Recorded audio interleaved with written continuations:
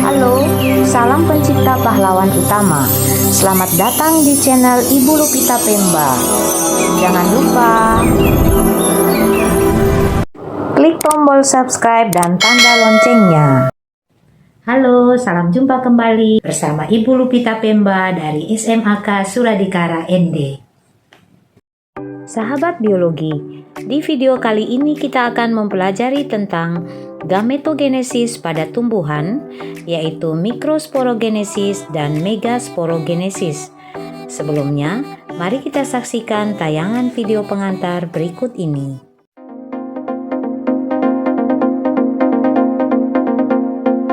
Sistem reproduksi tidak hanya terdapat pada manusia.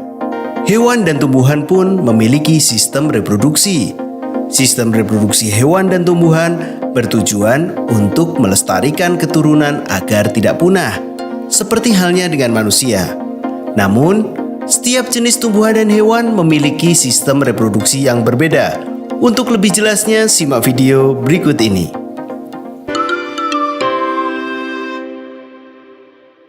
Reproduksi tumbuhan secara umum ada dua jenis, yaitu aseksual atau vegetatif dan seksual atau generatif. Organ reproduksi generatif pada Angiospermae berupa bunga dan biji. Reproduksi generatif tumbuhan Angiospermae ada 4, yaitu penyerbukan atau polinasi, pembuahan fertilisasi, penyebaran biji, dan perkecambahan. Penyerbukan adalah proses menempelnya serbuk sari pada kepala putih. Sel kelamin jantan pada tumbuhan berbunga adalah serbuk sari. Sel kelamin betinanya adalah putik. Nah, penyerbukan di sini dapat terjadi apabila adanya perantara.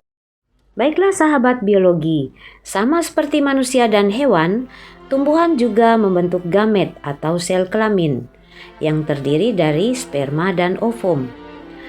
Proses gametogenesis pada tumbuhan berbiji dibagi menjadi dua, yaitu mikrosporogenesis yang menghasilkan sperma dan megasporogenesis yang menghasilkan ovum. Nah, selanjutnya apa beda di antara keduanya dan bagaimana saja tahapannya? Mari kita pelajari bersama-sama. Yang pertama adalah mikrosporogenesis. Mikrosporogenesis merupakan proses pembentukan gamet jantan atau sperma. Terjadi di dalam kepala sari. Dan di dalam kepala sari terdapat kantung serbuk sari yang di dalamnya ada berbagai sel-sel induk serbuk sari atau mikrospora yang bersifat diploid. Agar kalian dapat lebih paham lagi tentang tahapan dari mikrosporogenesis, mari kita perhatikan gambar atau bagan di bawah ini. Adapun tahapan pembentukan mikrosporogenesis secara lengkap adalah sebagai berikut. 1. Sel induk mikrospora melakukan pembelahan meiosis 1 dan menghasilkan sepasang sel haploid.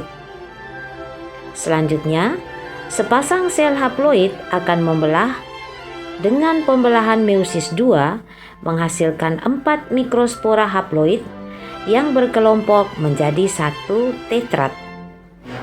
Nah, setiap mikrospora mengalami pembelahan karyokinesis sehingga menghasilkan 2 inti haploid, yaitu inti vegetatif yang disebut inti saluran serbuk sari dan inti generatif yang disebut inti sperma. Berikutnya, inti generatif atau inti sperma akan membelah secara mitosis sehingga membentuk 2 inti sperma yang dikenal dengan inti generatif atau inti sperma 1 dan inti generatif atau inti sperma 2. Yang kedua adalah megasporogenesis. Megasporogenesis merupakan pembentukan gamet betina atau ovum yang berlangsung di dalam ovarium atau yang disebut dengan nama bakal buah. Di dalam ovarium terdapat bakal biji atau ovulum yang mengandung sel induk megaspora. Selanjutnya, mari kita cermati bagan megasporogenesis di bawah ini. Tahapan megasporogenesis secara lengkap pada tumbuhan berbiji meliputi: yang pertama, sebuah sel induk megaspora dengan inti diploid di ovarium akan mengalami pembelahan meiosis 1 dan menghasilkan 2 sel haploid. Selanjutnya, kedua sel haploid tersebut akan mengalami pembelahan meiosis 2 sehingga menghasilkan 4 megaspora haploid. 3 anakan diantaranya akan mengalami degenerasi atau mati. Berikutnya, megaspora yang masih hidup akan mengalami 3 kali mitosis, diikuti karyokinesis tanpa sitokinesis, dan dihasilkan sel besar atau kandung lembaga muda beserta 8 inti haploid. Selanjutnya, 8 inti anakan haploid tersebut adalah 2 kandung lembaga sekunder, 3 antipoda, 2 sel sinergit, dan 1 ovum. Baiklah sahabat biologi, tibalah kita pada bagian akhir dari video ini, yaitu penugasan. Silakan kalian membuat tabel perbedaan antara mikrosporogenesis yang memproduksi sel sperma dan megasporogenesis yang memproduksi ovum berdasarkan gambar berikut. Kumpulkan tugas tabel tersebut ke Google Classroom sesuai dengan batas waktu yang telah ditetapkan oleh guru. Terima kasih, sampai jumpa di video selanjutnya.